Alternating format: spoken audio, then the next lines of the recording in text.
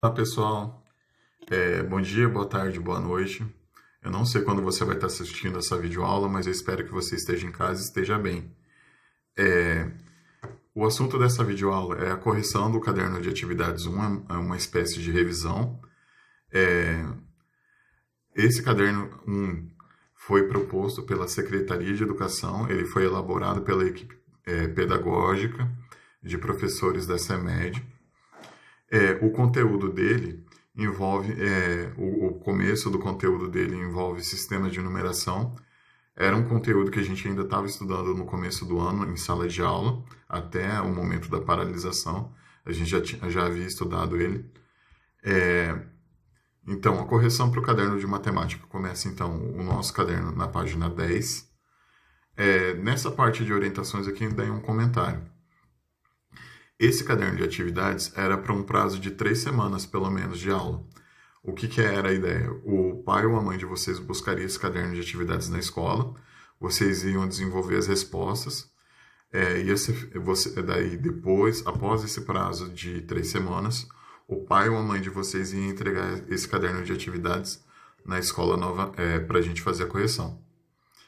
A partir disso, esse caderno de atividades também foi divulgado no Google Classroom.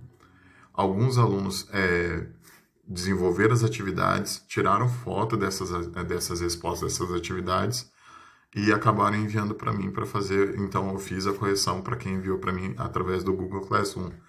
Essas atividades, então, são uma revisão do conteúdo que a gente, pelo menos, já tinha visto no começo do ano, em sala de aula. A gente está fazendo uma retomada desse conteúdo para concluir a correção dele. Eu peço que vocês assistam essa videoaula até o final. Por mais que você já tenha concluído esse caderno, pelo menos para contar com alguma explicação a mais sobre o conteúdo, tá? E fazer a conclusão dele. Se houver ainda alguma dúvida, posta na parte dos comentários lá no Google Classroom. Eu vou postar essa videoaula e mais o arquivo PDF lá no ambiente da nossa sala de aula. Então, para vocês que são da turma do sexto ano C, vocês receberam um livro didático. Daí o que eu recomendo? Esse conteúdo, se vocês procurarem no sistema de numeração, ele começa na página 15. Então, sistema de numeração egípcio. Eles organizavam, então, sobre o nosso conteúdo, eles organizavam os números deles, utilizando esses algarismos que são símbolos. Então, para cada símbolo tinha um valor representando ali. Então, quando você vê uma haste, valor 1, a ideia do calcanhar correspondente a 10, a corda enrolada, 100, a flor de lótus, 1000, o dedo apontado, o dedo indicador, 10.000, a ave, o peixe, o girino, 100.000, o homem ajoelhado, 1.000.000. Se vocês procurarem na internet outras informações envolvendo esses símbolos, pode aparecer um nome diferente. Por exemplo, a haste pode aparecer bastão. O calcanhar pode às vezes aparecer como ferradura, que eu já vi em alguma leitura assim. A corda enrolada pode aparecer como nome de espiral. E é só uma diferença, talvez, na explicação do que é o símbolo. Mas a quantidade nessa ordem, hein? 1, 10, 100, 1.000, 10.000, 100.000, 1.000.000. Então, uma característica desse sistema de numeração. Ele não era posicional, não precisava organizar esses símbolos em ordem do maior para o menor, ou o contrário, do maior para o menor. Bastava formar um grupo com esses símbolos, a ideia que tinha que ser entendido. Somar a quantidade que está representada em cada um desses símbolos e descobrir o valor. Então, no caso, no nosso exemplo ali, o 1.203, a gente utiliza então o símbolo representando o valor 1.000, a flor de lótus, o símbolo envolvendo 200, não tem. Então, o que a gente pensa? Usar 2 vezes o símbolo que representa o 100. De 100, 100, 100 mais 100, 200. Então, usou a corda enrolada. E o 3, então, vamos pensar na ideia da unidade, somar de 1 em 1, que é a ideia da haste. Vocês estão vendo nesse exemplo que está aqui, a organização desses símbolos não precisa estar em ordem. Então, reforçando essa ideia. O sistema de numeração egípcio não é posicional, eles faziam as contagens envolvendo quantidades de 10 em 10, ó. A cada 10 símbolos, por exemplo, juntou 10 símbolos da haste, era substituído por um símbolo do osso do calcanhar. Esse símbolo, então, uma haste, juntava 10 desse símbolo, trocava por um símbolo que valia um valor maior. Continuando, se a gente pegasse 10 símbolos envolvendo o osso de calcanhar, então a gente fazia uma troca, de 10 em 10 dava 100, usa pelo símbolo da corda enrolada, tá bom? Então a ideia é somar os símbolos que vocês estão vendo, cada um representa uma quantidade. No grupo que eles estão formando ali um número, somar todas essas quantidades para descobrir quanto que ele equivale no nosso sistema de numeração. Aí tem uma atividade envolvendo esse tipo de relação. Aí um comentário, de novo. São poucos exemplos nesse caderno porque ele está de uma forma resumida. Vocês podem fazer a leitura na página 15 em diante ali sobre os sistemas de numeração, para ter um entendimento um pouquinho maior sobre os exemplos de como organizar esses números, tá? Então, a atividade aqui, então, colocar esses números no nosso sistema de numeração, fazer uma correspondência com o sistema de numeração egípcio. O valor que estivesse faltando nessa tabela, ou envolvendo o nosso tipo de numeração, a gente pode falar sistema de numeração decimal, ou o sistema de numeração egípcio com os símbolos que a gente acabou de ler naquela tabela anterior. A gente vai utilizar essa correspondência para representar esses valores. Então, por exemplo, no sistema de numeração egípcio, cada corda enrolada vale 100. 100 mais 100 mais 100 são 3 símbolos, ali eu já sei que vale 300. Cada osso de calcanhar vale 10, então mais 10, mais 10, mais 10. Ao todo 30. Então eu já tenho 300, já tenho 30, aí eu vou fazer uma contagem de quantas hastes estão aparecendo. 1, 2, 3, 4, 5. Soma tudo isso, 345. E o contrário. A gente coloca também, envolvendo o nosso sistema de numeração, fazer os algarismos, os símbolos correspondentes do sistema de numeração egípcio. Essa tabela está pronta. Vocês podem comparar aqui os valores que estavam faltando, todos já estão aqui. Os números que aparecem como um tipo de operação foi a ideia de fazer a correspondência, descobrir o valor final de cada um deles. Então, aí mais um comentário. No sistema de numeração egípcio, vocês podem olhar os símbolos que estão aparecendo aí nas respostas, eles estão em ordem, vamos pensar do maior para o menor. Eu pensei em colocar dessa forma para ser mais fácil, uma forma mais simples de entender a organização desses números. Mas não existe essa regra no sistema de numeração egípcio. Basta formar um grupo com esses símbolos, teria que ser entendido. Para descobrir o valor do nosso sistema de numeração, fazer uma soma de quanto que vale cada símbolo. Não precisa estar em ordem do maior para o menor, como vocês estão vendo aí, tá bom? Continuando. Outro sistema de numeração que está no nosso livro que a gente fez, a gente não se aprofundou nesse estudo. A gente apenas, eu acho que eu organizei, faça uma leitura do livro, e isso eu estou lembrando lá do começo do ano, tá, pessoal? Desculpa aí. Fazer uma leitura sobre outros sistemas de numeração que existiam na antiguidade. O sistema de numeração babilônico, ele envolve, então, 2 símbolos apenas. O cravo, que parece esse símbolo erguido, vocês estão vendo aí pelo vídeo, pela leitura, e a asna, que parece essa setinha, como se tivesse a orientação de estar deitado. Esses símbolos são muito parecidos, mas o entendimento. A gente conta o cravo como se fosse de 1 em 1 até 9. Quando aparece a asna, é de 10 em 10. Quando apareceu os símbolos para a gente, até os 60, a gente usa o cravo, mas separado.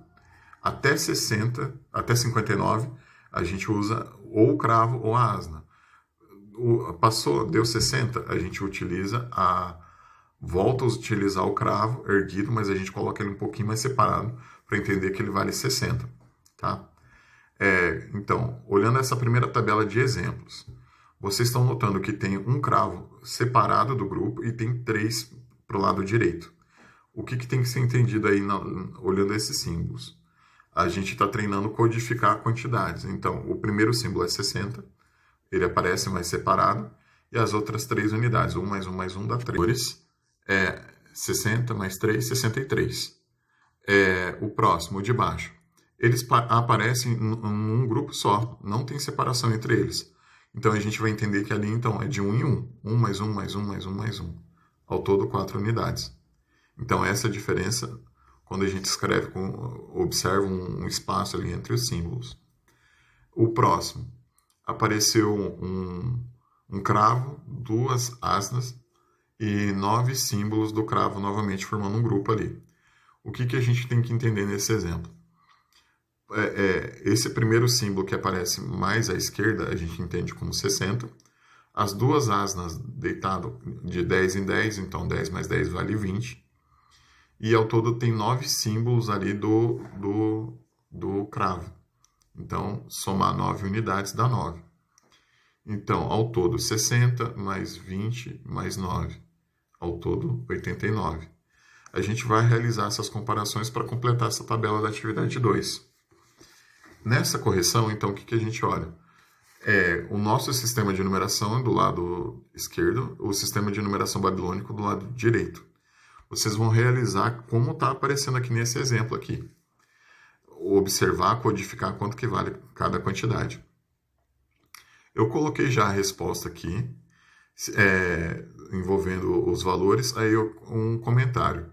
O valor 2 e do valor 61. Foi o caso que está no exemplo lá em cima. Quando aparecem os 2 símbolos do cravo juntos, a gente entende como 2 unidades. 1 mais 1 ao todo 2. O 61, podem notar que tem um espaço entre eles. O 1 da unidade, o que está mais afastado à esquerda, a gente entende como 60. Somamos os 2, por isso dá 61. Ainda coloquei essa observação, quando vocês fizerem a leitura no livro didático, quem tem ainda a vontade de fazer uma revisão sobre esse conteúdo. Aí o próximo, sistema de numeração romano, está na página 17 do nosso livro didático. Mas, então, o sistema de numeração romano, algumas características. A gente pode falar que os algarismos deles eram representados por letras. Eles faziam a organização dos símbolos, cada letra correspondia a uma quantidade. Eles poderiam repetir os símbolos que vocês estão vendo, alguns deles até 3 vezes, não todos. Que mais? Não possui símbolo para representar o zero. Aí tem que tomar cuidado quando vocês observarem. Vocês vão falar, estou vendo o zero ali no 10 ou no 50.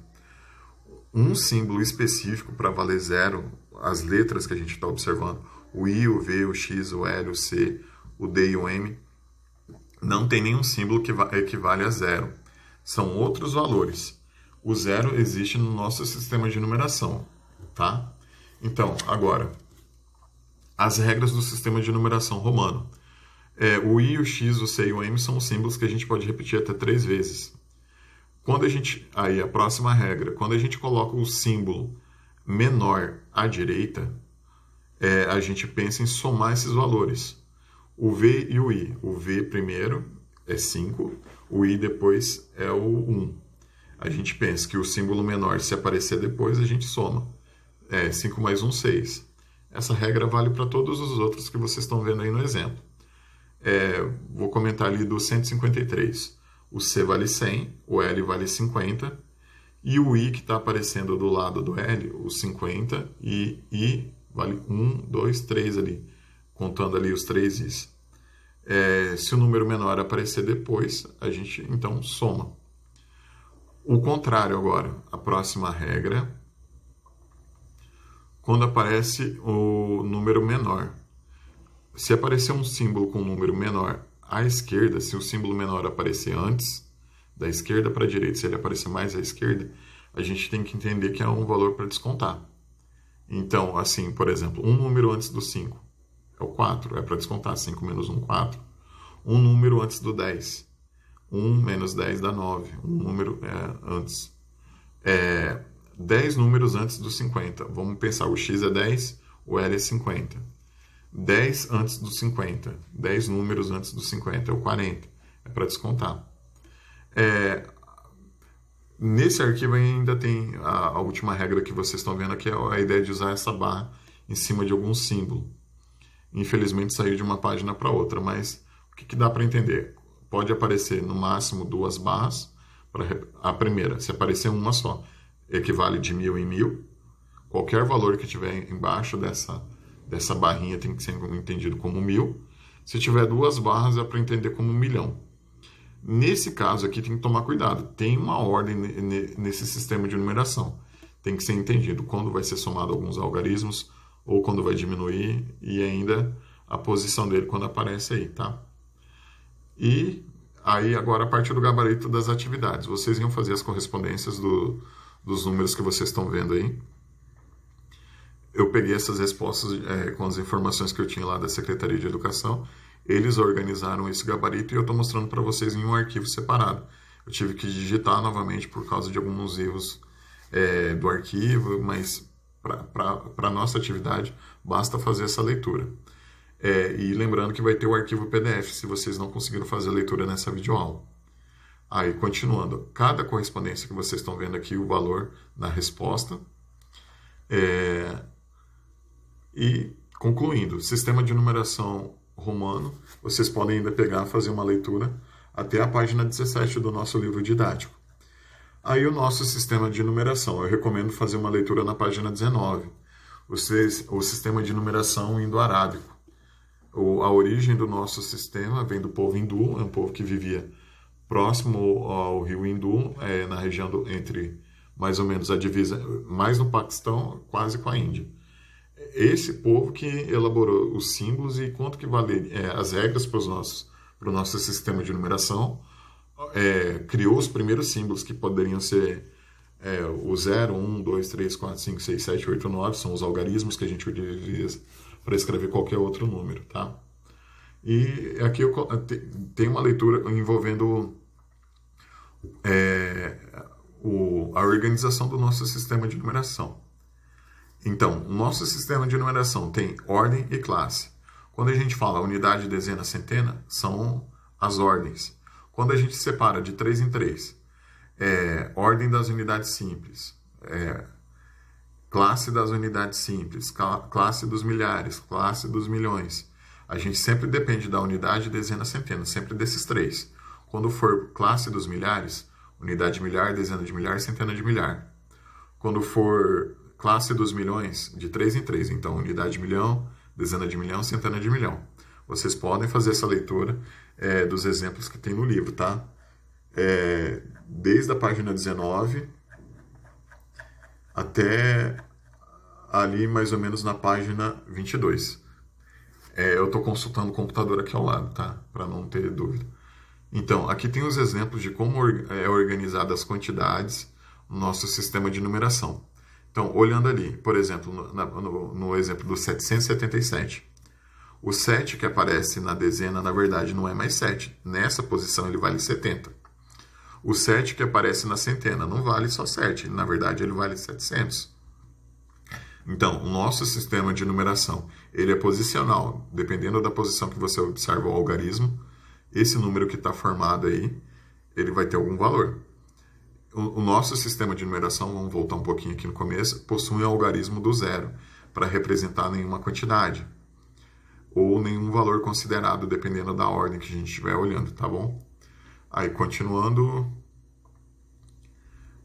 agora a parte da correção. Vocês iam fazer a leitura dessas atividades, vocês iam colocar o que se espera essas respostas, tá? Se vocês acharam alguma resposta diferente, com alguma explicação diferente, tudo bem, a gente pode discutir se está certo ou está errado, depende da interpretação de vocês. Escrevam alguma dúvida, se vocês ainda têm, sobre esse conteúdo lá no ambiente do Google Classroom, nos comentários. Eu vou fazer uma postagem amanhã envolvendo isso daí, o caderno 1, 2 e 3, tá? Então, a resposta da atividade 5. Quando o número natural de 4 algarismos distintos, diferentes, no qual apareça o algarismo 5 no valor posicional 500. 500 tem a ver com a centena. Você pode escrever qualquer número de 4 algarismos, mas tem que aparecer alguma coisa relacionada com 500. E quando a gente fala algarismos distintos, tem que usar, então, a imaginação um pouquinho. Não pode escrever, por exemplo, 555. 1555, porque está repetindo o algarismo do 5. Eu coloquei o meu exemplo aqui, 1506, podia ser 2506, 3506, não pode ser 5506, porque daí estaria repetindo o algarismo do 5.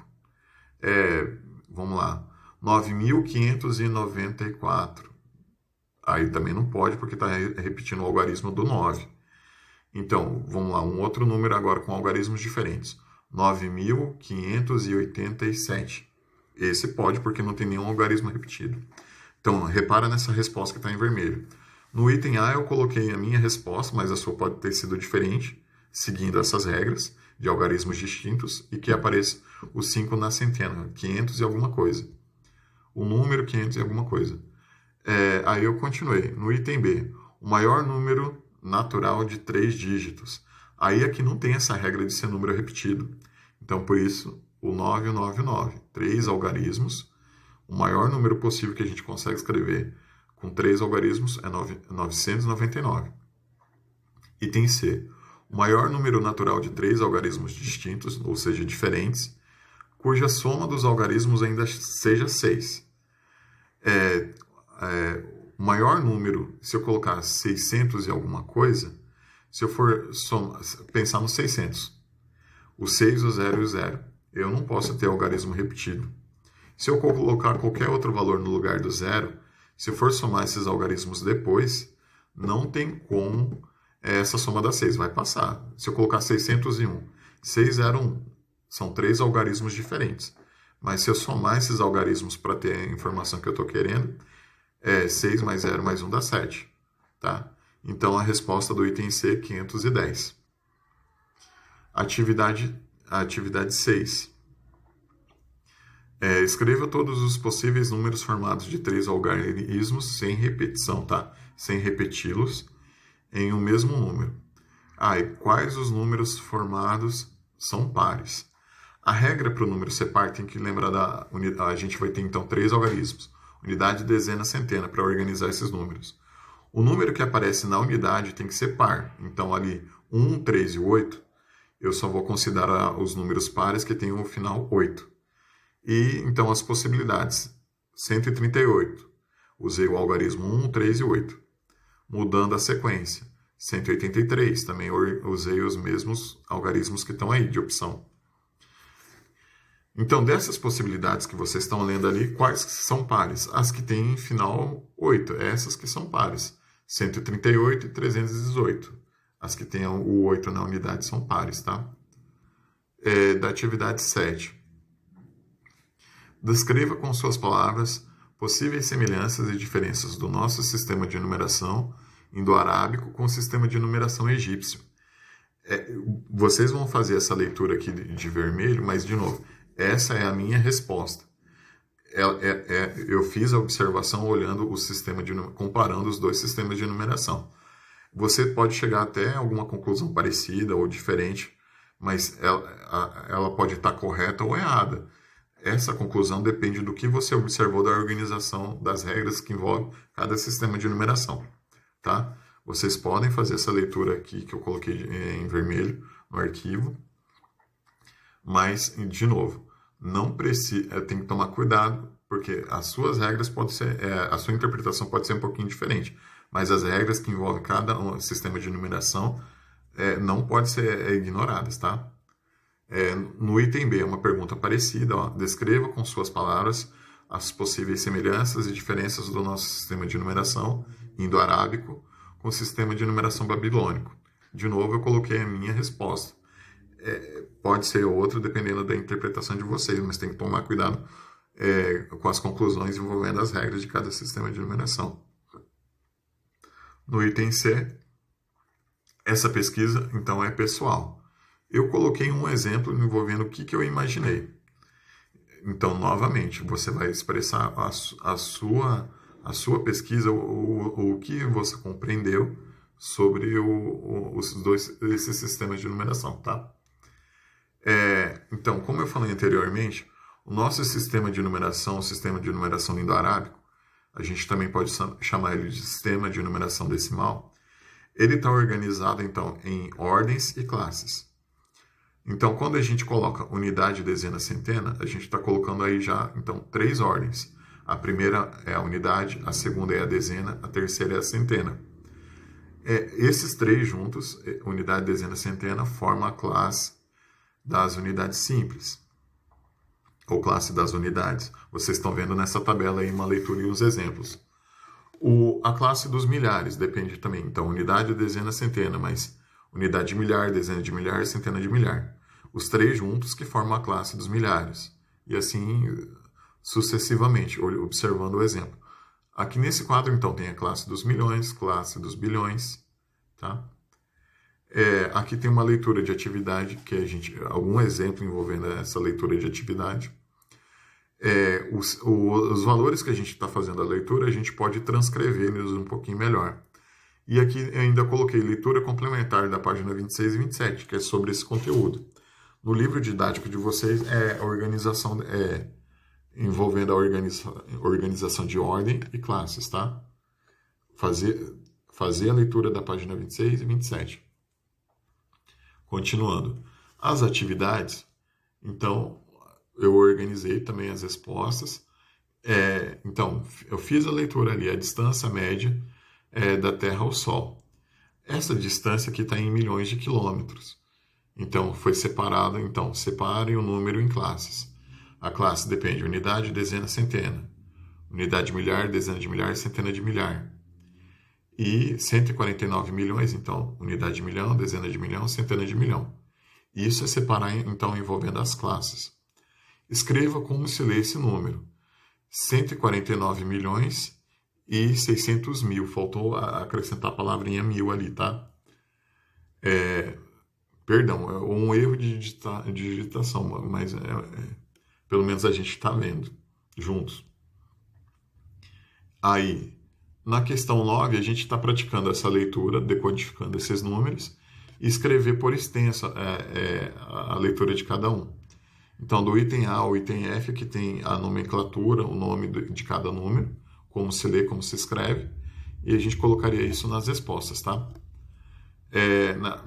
No item 10, represente os números com todos os algarismos. De acordo com essa leitura aqui, a gente vai escrever o número de acordo com a quantidade de algarismos que é essa leitura. Então, dessa forma, eu coloquei as respostas aqui. Vocês podem fazer essa leitura em casa. Com o arquivo que eu vou disponibilizar junto com essa videoaula. Atividade 11, fazendo essa leitura, aí a gente vai ter as nossas respostas aqui. Quantas classes tem esse número? O número está sublinhado, tá, pessoal? Escreva como se lê, de acordo com a sua posição, qual é o valor do algarismo 6. Olha ali, procura onde está o 6. Está na unidade, dezena, centena. Ele está em qual classe? Das unidades simples, dos milhares, dos milhões, dos bilhões. Aí, no caso ali, da forma que eu estou olhando, unidade simples, milhar, milhão, bilhão. Eu já tenho uma dica aí. Quem olhou, então, aqui já a correção, pode observar aí quanto que está representado esse valor, tá? Então, pessoal, muito obrigado por ter assistido essa videoaula.